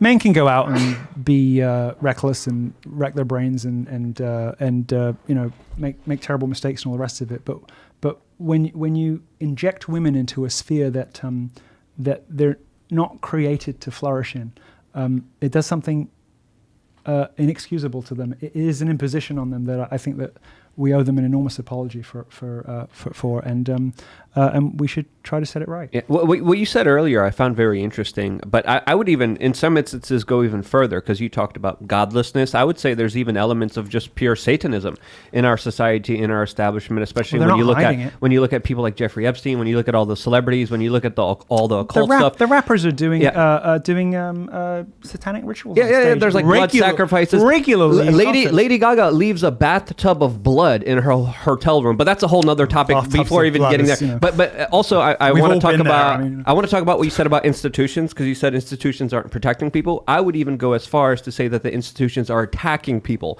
especially when it comes to the way of life, especially with what they incentivize. And I think it's the institutions that are a problem. So how do we go back to the? We've given ourselves AIDS, so the white blood cells that should protect us are attacking us instead. Exactly. So how do we fix this problem? Because it seems like a lot of the solutions you have is, okay, let's support Trump, let's support these strong institutions. These institutions are corrupted. How do we fix these institutions? Well, how do we make them work for us again? America is doomed without a reversal of the sedition that sealed its fate, which is American independence. I'm afraid to say it's all encoded. Sounds like something a British person would say. Yes, it does. But there's a reason. But there's a reason I'm here and not there. It's because I like it here better. And I want America to succeed and to win, and it would have done so better as a member of the Commonwealth in good standing. It might not have had some of the remarkable financial successes such as they are. But I can't really imagine in 500 years people are going to be discussing the Real Housewives of Atlanta. I don't know that the lasting legacy of America is going to be particularly valuable compared to other empires that have been as grand, as rich, and as long-lasting. Somebody wrote an essay, I forget now because I'm old, but one of your viewers will know, I'm sure, about polarity and the fact that for a long time we lived in a unipolar world, right, where America was kind of the tent pole. I think the effect of that has been unquestionably damaging and destructive, and it might not be such a bad thing for us to return to a multipolar world with multiple perhaps competing superpowers, where there are other visions of what a good life looks like. I mean, Putin is obviously personally deeply unpleasant and maybe even hideously evil person, depending on how much you believe of what he's supposed to have done. But there's something very exciting about the way he talks about cultural issues, and it's wounding when he is savage about the failures of the West because he's right about so much of it, and it's easy to do from there. And there's all kinds of horrors in Russia. I mean, you can't even get your mail delivered without bribing the mailman. I mean, it's like practically that bad. I mean, Russia is not really a functioning society without it's like Greece, really. I mean, anything done at all, you need a lot of cash. It's all kinds of problems. But I think something that Russia has preserved that the West hasn't is the high standard of public discourse, the tone of which is like typically set by the prime minister, the president, the monarch. When Vladimir Putin speaks to the Russian people, he does so in grand historical terms that nobody in the West has done for 50 years or more. When you compare it to the witless prattle of most American presidents in that time, the pathetic pandering of most European leaders, we have become captives of this feminized discourse that treats everybody. What is the reason for the nannying culture? This intrusive, invasive, and destructive thing. It's feminization of culture that seeks to control what everybody says and everybody does and all the rest of it. That's the primary problem in America is not race. It's between the sexes, because the sexes have completely failed to fulfill their promise and their obligations. Men and women now alike. Admittedly, probably original sin being the men's, a failure of duty. Men and women are now completely failing to perform their rightful functions. And so in a globalized information economy where words are powerful, well, that's the arena of women. Words are a woman's weapon. So women wield this kind of like outsized influence and ability in social, on social media, all the rest of it. So these become very, very heavily policed, very feminine places really fast. Because the way that men typically settle things, I can't talk about in the podcast, but it's a bit different. Or at least there's a kind of bubbling, underlying, ever-present threat of something else when men are talking, But women use language very differently, and that's what we see now, how everybody talks now. I'm so struck by the way that, Matthew Arnold said that everybody, no matter where they come from, the working class living in a trailer, they deserve to be exposed to the very best that has been thought and written. We need to go to Super Chats. Yeah, Take questions from... That seems to be what Putin is doing. Our leaders, on the other hand, infantilizing us because they want us dumb and dependent. Yep. And we're very close to collapse. We're going to go to Super Chats. If you haven't already, would you kindly smash that like button, subscribe to this channel, share the show with your friends, and become a member at timcast.com. Because we're going to have the Uncensored show coming up at about 11 p.m. And I imagine you're not going to want to miss it. Have I done well? Very well. Have I been good? I've been just panic stricken the whole you've been time. great. No, it was absolutely fantastic. It's the worst night of my life. A lot of people I'm having a terrible time. It was a great discussion. We didn't agree on I'm something. glad you like it, because I'm just it was a great I'm monologue. just sitting here hoping that I don't say something. Welcome to our world. Welcome to my world. So let's read the Super Chats. Everything in its right place. Some people, to be really sorry, I promise I'll be really quick. It is the Christian way to reform from within, right? In other religious traditions, that's like the blow it up, burn it all down. The terrorism is I'm not talking about any. Well, I'm talking about two specific religions. Terrorism is a characteristic of other religions.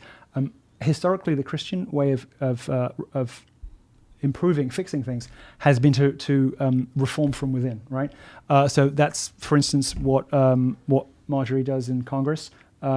She's on enemy territory every day, but she does there what you do here, and I have great respect for that project. I don't mean to speak disrespectfully about it if I did, because I know I couldn't do it.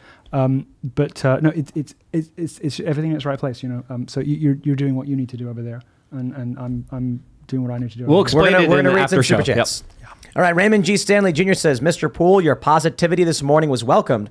Early water cooler talk was somber here in PA. We were nervous to start anyways. But a win is a win, and we can't fix this mess overnight, so gracias. Yeah. I mean, as Milo pointed out, many people wanted they wanted revenge. And I think... They were counting on it. They were counting on it. Because they were promised it. But they can... And they were betrayed. They don't got to cry about having a win, though. I mean, it's not the win they wanted. I think it's wrong of you to trivialize it as people being crybabies when they have a justifiable grievance. You can. I'd say they were being crybabies. Well, you sort of said and cry about it in a sort of dismissive way. I received that as a. I was saying they don't have to cry about a win. Yeah, of course you do, because if if it's just part of the ordinary pattern, and you know that you have been actively betrayed by people that you place in power to look after you, you have a justified grievance. Offense and outrage are not dirty words. They have been systematically misused by bad people for a long time. But when you have a valid grievance, it is right and proper to feel aggrieved. And I don't think people are crying about it. I think they're furious, and they're right. The metaphor I get is like if you're gambling on a sports ball game and you're like, I'll take the Eagles by 16. You need them to win by 16. Even though the Eagles win by 3, you still feel like you didn't win, even though the Eag's won. Yeah, but the difference is that in our model, all the games are fixed, and the coach promised you they'd do 16. That's what we're living in. You know, it's like in the mafia version of the sport, the outcome is predetermined, and you've been promised an outcome, and you've placed a bet on the basis of that outcome. If that outcome doesn't happen, you have been betrayed, and you are right to feel angry, and you are right to seek vengeance. All right, we got Rusta who says, love the show, was wondering your thoughts on the theory of companies such as Ford, Chevy, and other car manufacturers pulling Twitter ads in order to hurt Tesla, as Elon used it as collateral in his purchase of Twitter. I think it's nice that Elon Musk is doing a real business instead of some outreach of the state. I mean, all of his previous businesses have been Milo, it is still outreach of the state. The government runs numerous bot accounts for public manipulation. No, you're right. And you're right. It is. But in specifically in the financial, he's always had enormous publicly funded cushions.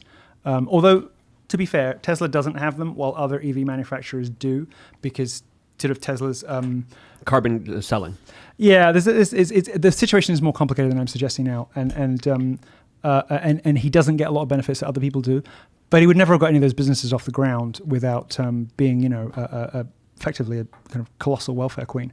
But I think it's audacious and brave and self-sacrificing, and I think that's what people admire about this, is that it has cost him something to do this. And that's why people like Trump too, and it's another reason that DeSantis can't beat him, because he's having hundreds of millions of dollars poured into his coffers by the worst people in the world. Meanwhile, Trump's life is irrevocably wrecked by the sacrifice that he made to become president. I think people see that. I think people admire that. And with Elon Musk, this is the first time I think he's done something somewhat selfless. I want to know who these individuals are, but we'll talk about that Ken later. Griffin. But let's read. Code Writer says, Milo speaks the truth so directly, correctly, and unapologetically. This is why he was banned. This is what we need. This is why we love him. Thank you. Well, I'm sorry I'm in retirement, but maybe I'm not. I don't know. I don't know if I. I don't know if I think I would be profoundly miserable trying to operate in this environment. So you will have to see me now and again in controlled contexts and dream about what it might have been like. Or check out the Uncensored show after the live portion. That one, yes. Oscar says, Milo, I started being political thanks to you, and hearing you speak again makes me understand why I loved watching you. You summed up how I felt 100% to the T with your commentary just now on this. Well, they won't all be compliments, will they? It's very boring. You won't know this about me, but I can't abide flattery. No, thank you for being kind. I'm responsible for a lot of bad things in the past. Particularly the kind of ugly band of imitators at Turning Point. And I've given birth to a lot of ugly things unwittingly. I'm trying to make amends for that behind the scenes. I hope that by the time I fall asleep forever, that I will have left a good impression on the world, and it will be slightly better. At least that people will smile a little more than the way things were when I arrived. And I'm doing a reasonable job so far. All right. Kyle Miller says, as someone who voted for Trump twice, I think it is time to move on. Mainstream media has tainted his image and now toxic to voters. DeSantis 2024. His favorability is the same as Hillary Clinton in some polls. It saddens me to see people with lack of faith like that. I think if you loved Trump, you should remind yourself of why, and consider how much you really care about Trump's name being toxified by the media. Sounds like you have capitulated to the enemy narratives and accepted criticisms of Trump that actually don't matter at all. All that matters about Trump is if people love him and vote for him, he will be president. Doesn't matter what the New York Times thinks about him. They never liked him. I think legitimate criticisms matter because they can make him better. Well, and I think he should have his feet held to the fire for doing so many wrong things. Your closest friends should be your harshest critics. Exactly. And when we get into the next bit of the show, I have some things to say about that. Okay. But if you abandon the one person who imperfectly and perhaps disappointingly at least tried to break up the abusive stitch-up that is the prevailing American hegemony, sounds like you got the country you deserve, mate. All right. P. Scully says, I'm a one-issue voter, avoiding World War III. Trump is the only politician I am certain would tell NATO to F off. The establishment lining up around DeSantis wouldn't do so if he has a hard line with regards to Ukraine. DeSantis will declare war on someone on day one. He is enabled and funded and supported by all the same old people who have done this time and again. Trump is the only president in living memory who didn't start a new war. Right. There are things that I'm really intensely disappointed with about Trump. But one that I can say in an uncomplicated way I'm delighted with is that he did not initiate more widespread, needless human suffering for the benefit not of some nebulous American democratic project, but really to enrich Walmart. Dropping bombs on Riyadh so that people can drop Oxy back home.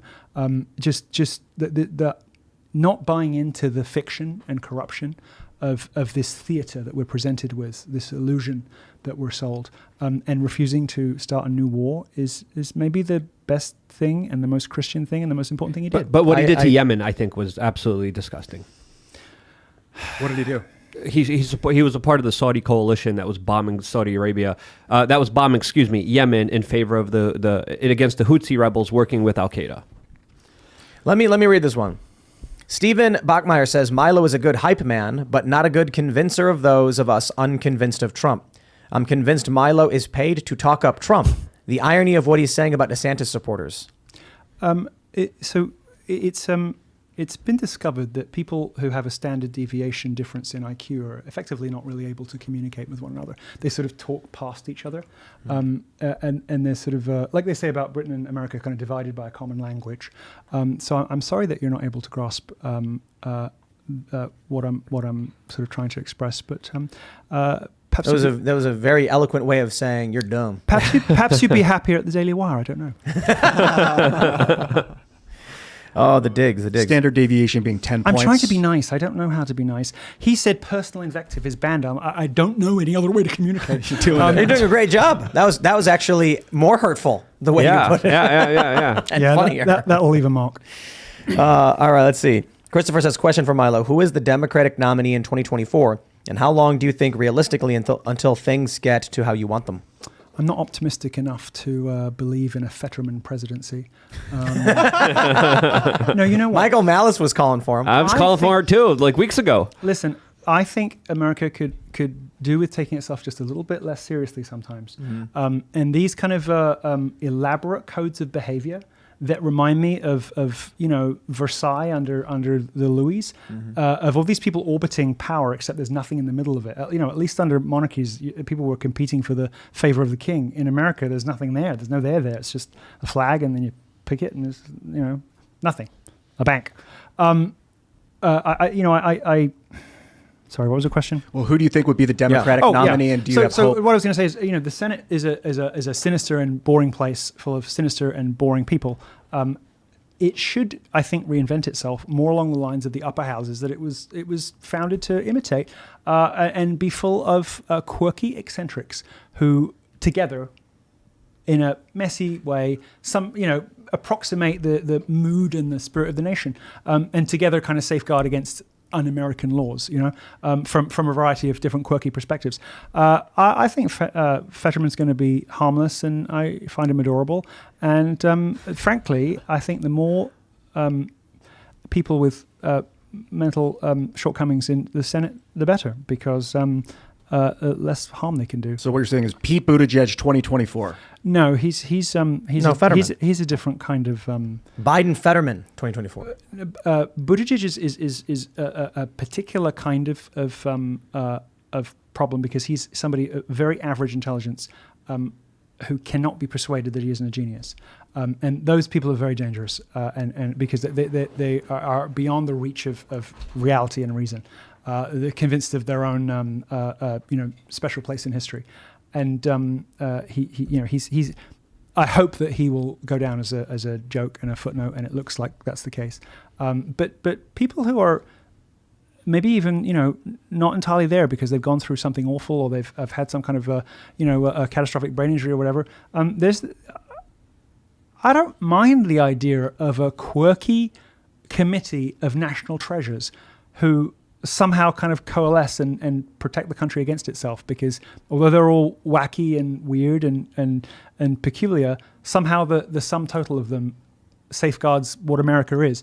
That's what the House of Lords is always supposed to be in Britain. They kind of wrecked it now, but that's what the Senate was supposed to be here, sort of. That's what the Senate is modeled on, not this soulless, grim, sinister,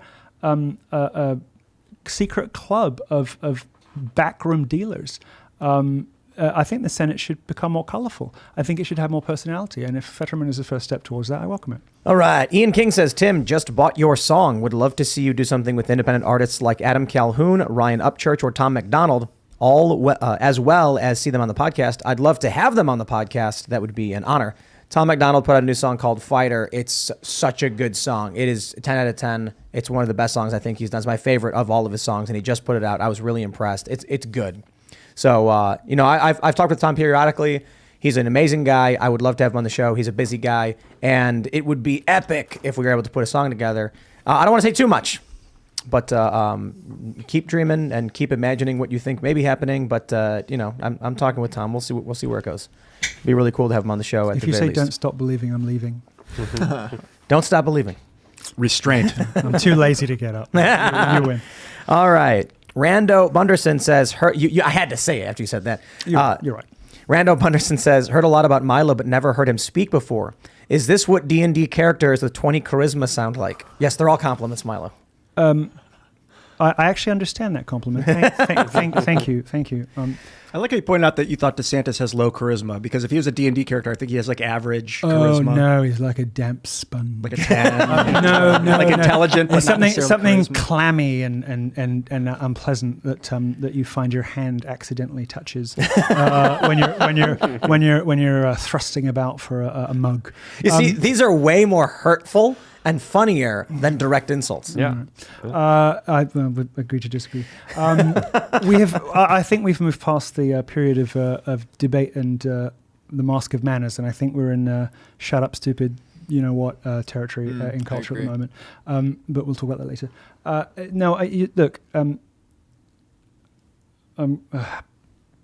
There was a particular group of people who were dressing as DeSantis this Halloween.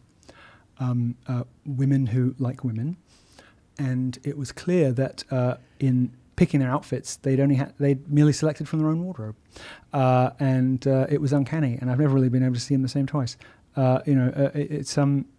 He's. I'm sorry, he just ain't it.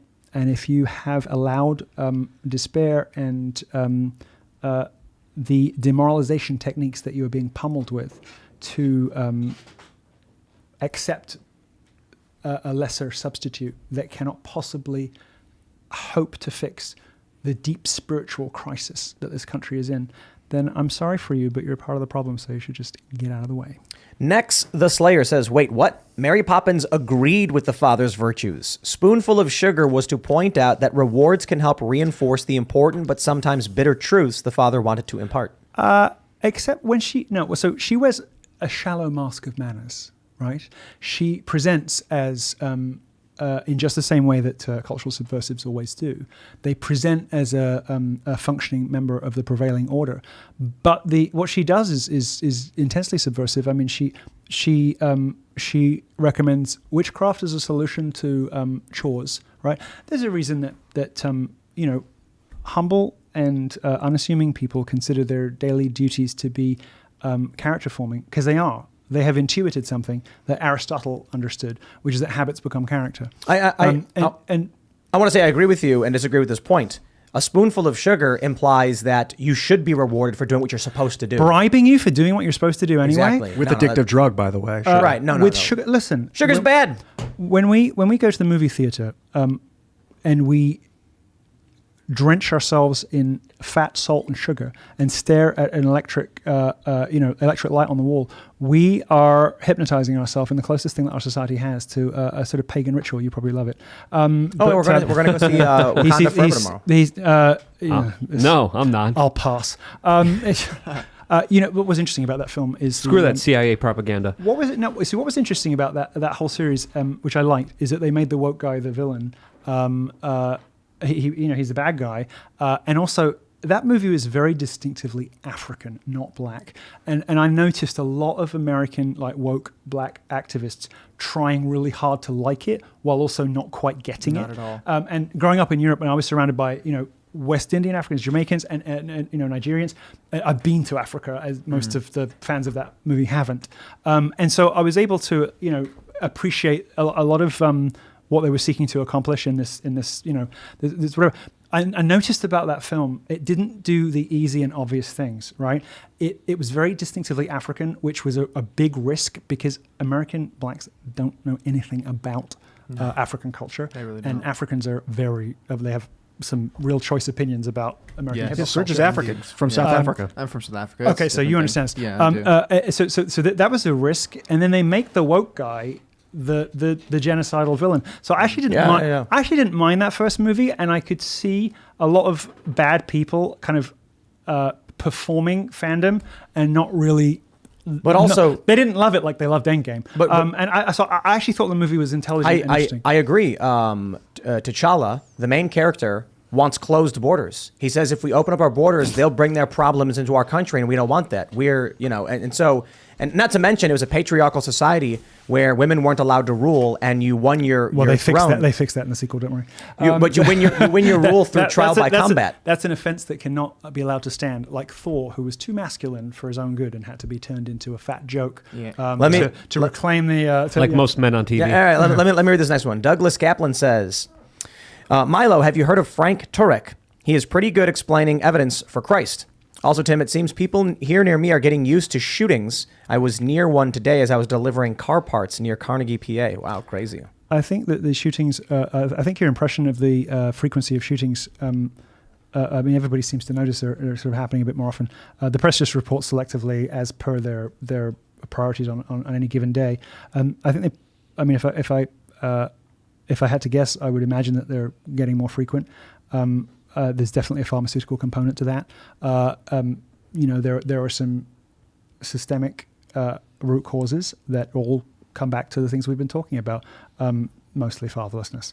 In a completely feminized culture, with endemic single motherhood. I mean, most young men have no male role models. And think about the people who were crowned male role models over the last 10 years. Dylan Mulvaney. Me, I was gay. Jordan Peterson, a drug addict. These are very, very damaged people in different ways, which just shows you how desperate this age is for heroes, right? But there are role models everywhere you look. You just have to work a bit harder. I get so many emails from women who say, "How should I vote?" Because I know this is outside my sphere, and now I just say don't, because it's the least you can do after everything. Eden. All right.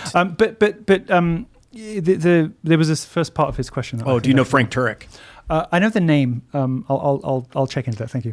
Makise Kuristina says, oh, okay, I understand. My grandmother was born in 1920 and lived to be 100. She always said that the downfall of this country was giving the woman the vote. Had 15 kids, never had a career, and said if every woman had her life, no one would complain. Blissfully happy. I bet that she was the happiest woman in the world.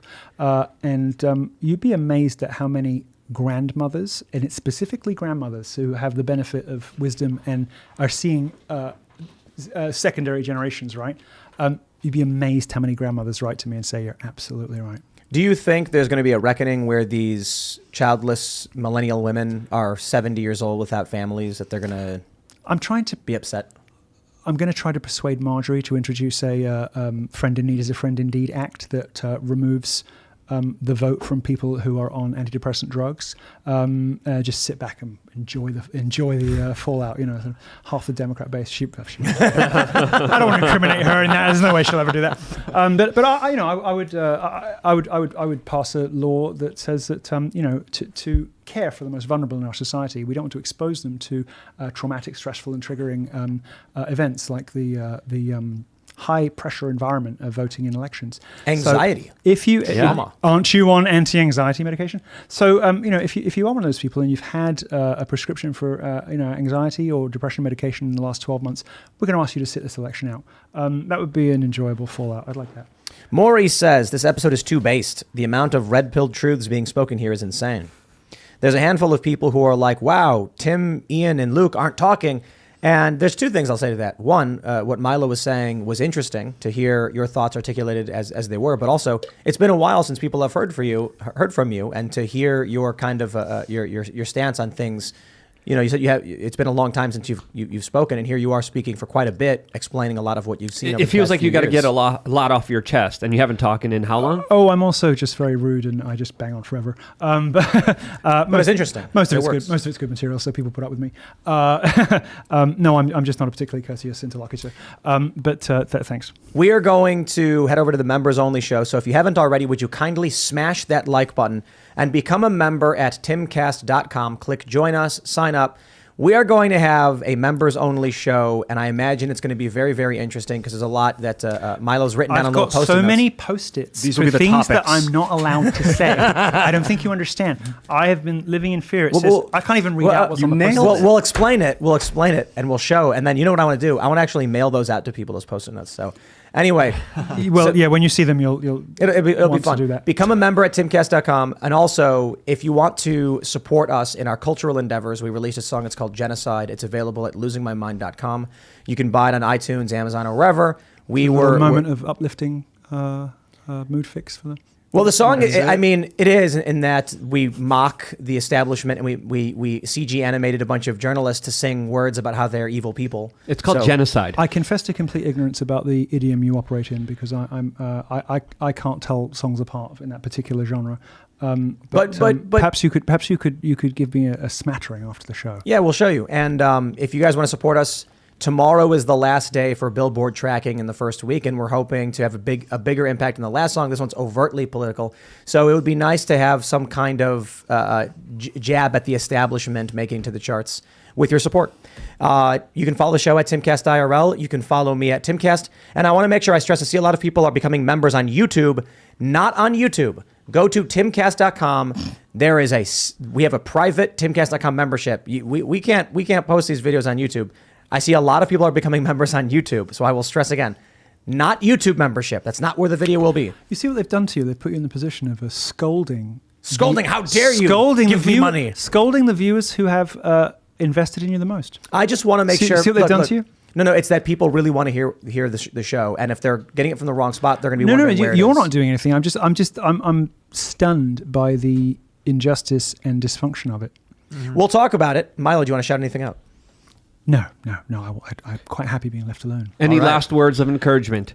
I'll go on forever, so I'll skip it. You will. But it was great, and it was fascinating, and great conversation. Thank you so much for coming. My YouTube channel is youtube.com/wearechange. We don't always agree. I read all the chats, and I love the debate. Let's have that conversation. I made a lot of arguments in my video today. I also talked about what's happening with Twitter and Facebook. Start the conversation. Let's build up the biggest, what is it, steel man argument we can, and let's get at it. youtube.com/wearechange. Thank you so much for having me. Actually, there was a small thing. I just wanted to say thank you for inviting me. Yeah.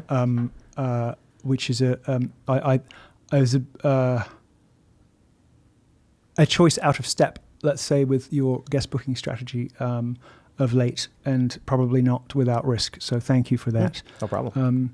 I don't think so. I think you're exactly the kind of person we hope to sit down and talk with. I was in two minds about it because the lighting in here is so unflattering. But I did get a fake tan, imperiling my recovery from homosexuality. And we'll talk about that too. We should probably save that, yeah. Thank you for doing it because. Thanks for coming, man. You have built something here that perhaps you can begin to activate the full potential of. It's quite exciting. So thanks for having me. Right on. Thanks for coming, man. That's great. Guys, follow me at Ian Crossland if you want to on the internet, anytime, anywhere. Love you, Milo. And Luke, Tim, Serge. Splurge. Yes, I am at Serge.com everywhere. Thanks for coming, Milo. Appreciate it. Don't do LSD. Here's what you got to do, everybody. Dosage, my friend. Right now, type into the top bar timcast.com, Timcast. Then you'll see on the left says join us, sign up to become a member, and there's a whole library of members-only shows and content. And at about 11 p.m., we will upload the uncensored show with Milo, and you can watch it there. I just want to make sure, because a lot of people signing up for YouTube membership, which is great. I appreciate it. But I want to make sure you know where to watch the show. So pay timcast.com. twice, pigs. We will see you all over at timcast.com. Thanks for hanging out. Cheers.